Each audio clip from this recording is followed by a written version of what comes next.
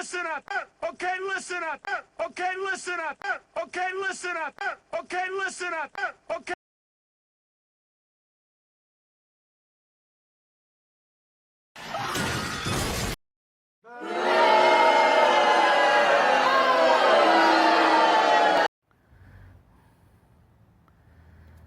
Yeah, out here, Hubba Bubba Doopy Doop, working on the Riata, and I posted a couple pictures a little while ago. Here's the new tank. This is like a testament to how tough this cold galvanized zinc coating is.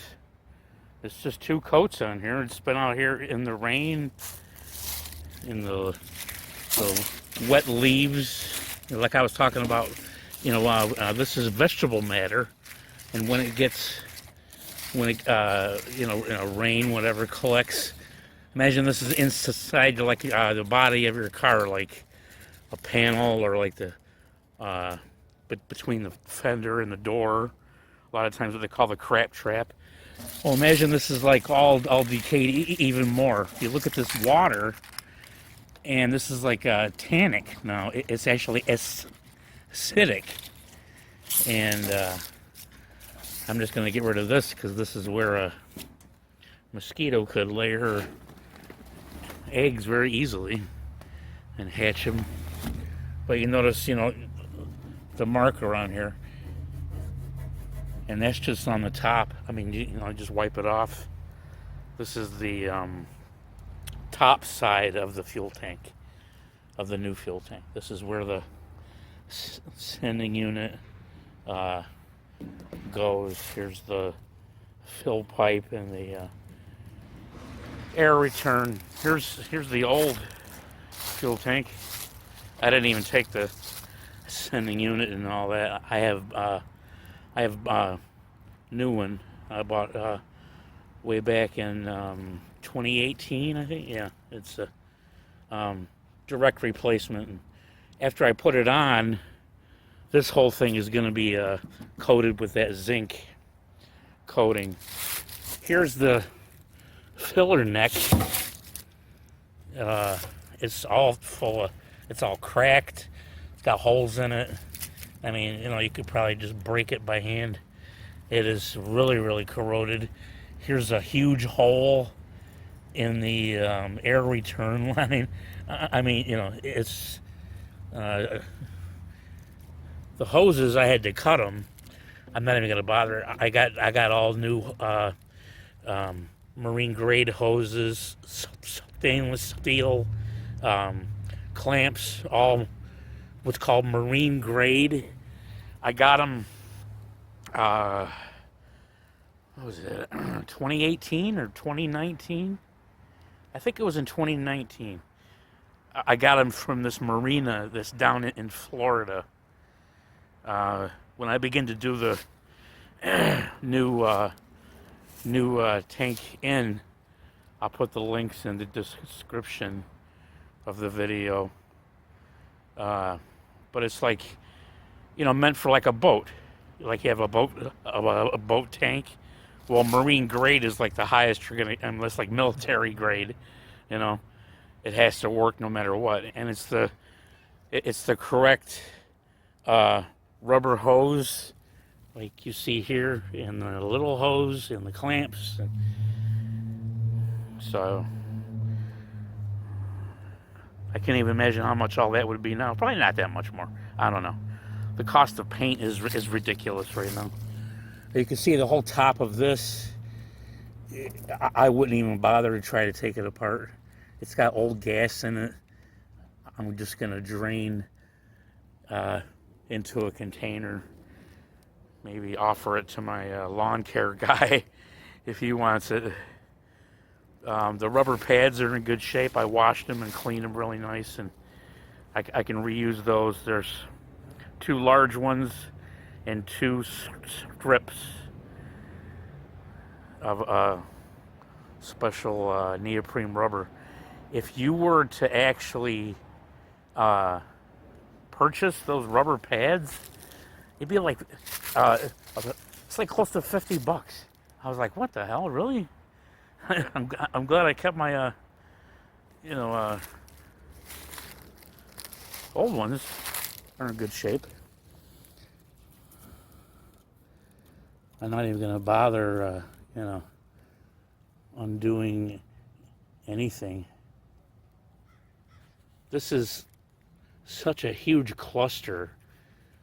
In other words, you know, it's like it goes from metal with steel, okay, up under the car, about this much room maybe between the bottom of the car and then this, if you can imagine that, and it's all corroded and everything.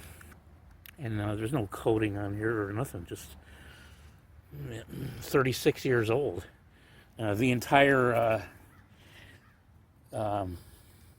weld leaks, around here leaks, and then you could tell this filler neck was garbage. But that's all about to be new, with nice new lines and everything on there. What this is about today, just wanted to get that out of the way. What this is about today is where that filler neck, let me get my light on here, a little extra light. Yeah, okay. Where this filler neck used to bolt onto, this bolt right here, okay, it goes into a J nut, this behind this hole, and there's another one right here that holds the rubber brake line. Okay, this right here, it has no more flats. It's a blob of rust. It's all it is now. It's okay. So I got some of my witch's brew on there, and I'm gonna hold propane on it for a couple of minutes. I got my 3/8 impact, and I've had this for a few years. This has always worked for me. It's a you can use a large wrench, you can use another wrench, or you can use an impact, ratchet. As you turn this, it's almost like a Jacob's chuck in your drill. But as you turn it, the jaws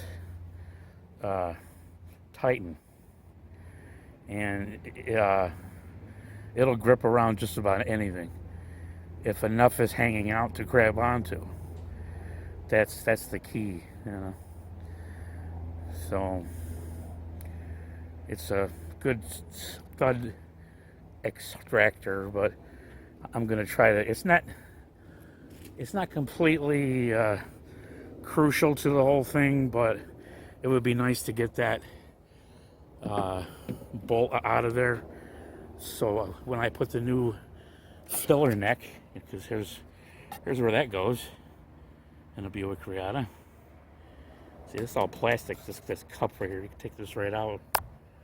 I lubed up the door really good, so it won't corrode or anything. I got to do it again. Throw some white lithium back there. Keep it clean. I got some anti-rust too to throw back there. It's like a pocket, that it goes into. It collects everything if you let it.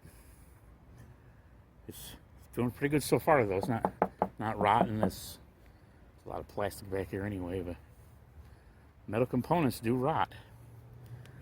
So what I'm going to do is close this gas door before I bang my head into it.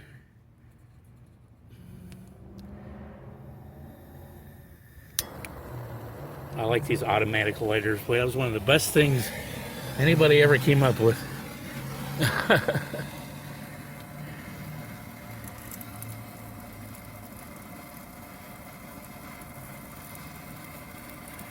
Yeah, heating it will remove any of the oiliness.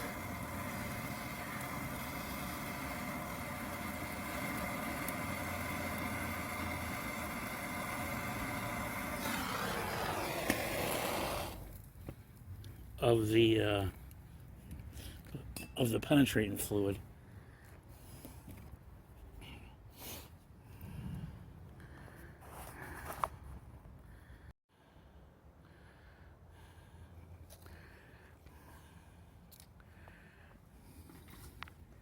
Yeah, this is just way too big to go in that area. It won't even grab onto it. If it was narrower, yeah. So I'm gonna try to hammer a socket onto it. Well, I'm gonna have to tackle that tomorrow. I cannot believe I cannot get it's a 10 millimeter. I heated it and beat it, and it's all, I got a penetrator all over it. What the hell? It is 10 millimeter and it fits on it, but it's just not very deep. You know, so it kind of jumps off and bounces around. There's no room to get vice grips or anything on it. Miserable. I'll have to find out a way to get it out. And that's it for here. Hasta la vista.